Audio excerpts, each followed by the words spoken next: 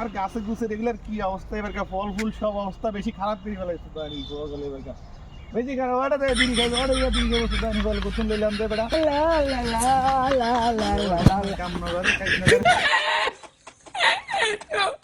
আসসালামু আলাইকুম চাচা। ওয়ালাইকুম সালাম। চাচা কেমন আছেন? এই তো ভালো বেটা।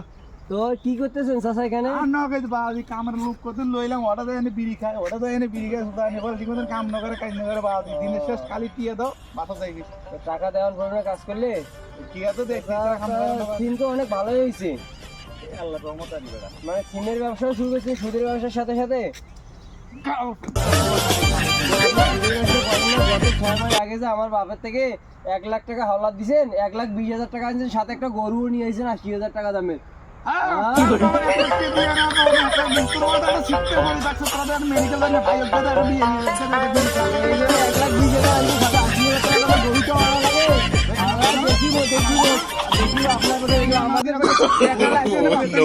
no, no, no.